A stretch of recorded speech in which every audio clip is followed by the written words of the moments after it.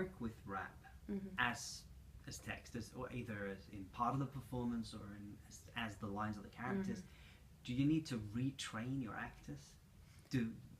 Yeah, because it's hard to rap. I can't rap. That would be really embarrassing if I did it.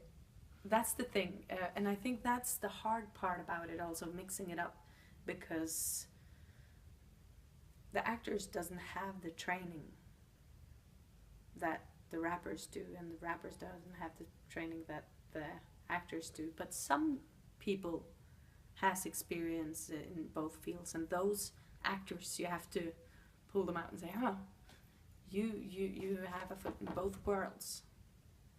Come play with us.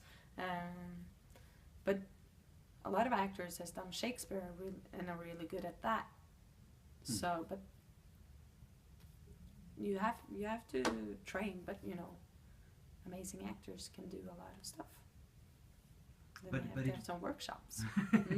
But it does take some resources. It does take some work to move into this way of making performance. Yeah, but we do that with all other performances. Then it's like, oh, we're gonna have viewpoints as a method for this show. So everybody has a viewpoint workshop. So we do it when it comes to method and things that are theater related. We could have workshops in there, or get acting training for rappers, right, of as course. Well, or do a combination, maybe. But it can be really, really bad if actors that don't rap are gonna rap on stage, and it can be awful if rappers that can't act are gonna act. And that's some of my mission with this. Hip hop and theater put them together on a rap battle between actors and rappers. It can be so embarrassing, and it can be so bad. And I'm really concerned now that I made the festival. I've made the festival for 2 years, really trying not to make bad, awkward stuff. Because that's what you think when you go there. It's like, ooh, what is this? This can be really, is it just going to be tough people like this all the time? Or that's what people think. So how not to make bad stuff? No. But trying to get really talented artists and hardworking artists and open artists to work together. Because you can be an amazing rapper, but you don't have to be an open personality, and you can be a great actor, but you don't have to be open for other expressions or curious. And then I don't think it would work. I've seen some bad examples of putting actors into hip-hop theater that are not, you just get signed up for it, at the big theaters in Norway.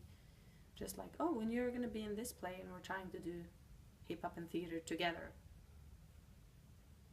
Okay. But then, yeah. As a theatre form for young audiences, is it mainly a theatre form for young audiences? You've talked a lot about a mixed audience now. Yes. I don't... That's my mission. To show that hip-hop theater is not, and hip-hop is not only for young people. Started for young people, but the oldest ones now are, in their 60s and 70s in other countries. And people in their 40s are has been growing up with hip-hop. And I believe it's something that everybody can relate to, because it's about which stories you tell.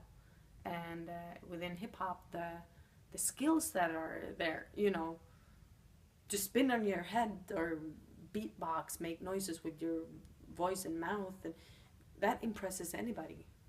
And the lyrics is all, so no, it's not a form that's just for young people, just as much for old people, because it's from the gut. That's the thing. If you can just appreciate speaking from, like with Anne-Marit Jacobsen. Who's a famous older actress in Norway. Yes, and she's super cool. She wanted to work with this because I told her about, you know, slam poetry and spoken word, and she came to the Café Theatre, Nordic Black Theatre, and saw the slam with me, and she wanted to work with the beatboxer Peter. And at the first rehearsal, she's like, "Oh, I'm so afraid of doing this," you know. And I'm like, "Okay, but bring some poems, maybe something you've been writing yourself, or just, we don't know what we're gonna do, but it's cool with you two collaborating," because she's a really open and curious personality, and brave.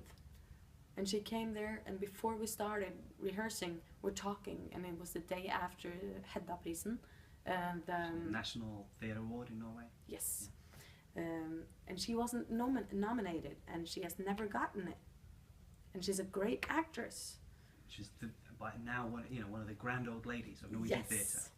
And she has never gotten that, and she was just talking from the gut when we were standing. She's like, because I was like, "Were you there yesterday? It was weird that you haven't been nominated again, and you haven't won." Or she said, she's like, "I'm gonna be honest, it sucks. Hey, I should have gotten that sometime, and I wasn't even nominated this year, and I made a damn good performance, and you know." And she was just saying, and she's like, "Oh wait, I can't say that because the people that were nominated, they were great, but fuck, I should have been nominated." And you know, all the thoughts that we can have in our head, but she was saying it, and she was so upset by this, and just talking from the gut. And then we were doing all the later. Then we started rehearsing, looking at the poems. And then she started talking about it. I'm like, "What about doing something with this? This is what you really wanted." She's like, "I can't. Yeah, maybe, you know, fuck Hedda." And she started, "Fuck Hedda." I'm like, "Yeah, because I said, this is the time. Now you have, this is hip hop theater or the festival. This is your chance to like spill your guts out without wrapping it in nice paper or do, this is speak the truth." And that's what it ended up with. That she did, yeah, she said, "Fuck Hedda," the award, and just got it out there, got it off her chest, and said, you know, a lot of the stuff that we think about, but we don't say. And when it comes to irony, at the Hedda Award, then Mattis Herman Nyquist was the host, and he also, you know, said a lot of bad stuff about the award, kind of, but wrapped in irony, all the way. So when you talked about that, I'm like, yeah, but she did it without irony, and I like that form. I loved what Mattis Herman was doing as well, but in that way, it's in the theater way, like wrap it in some kind of paper, and this was dress it up. Dress it up, or don't just say it.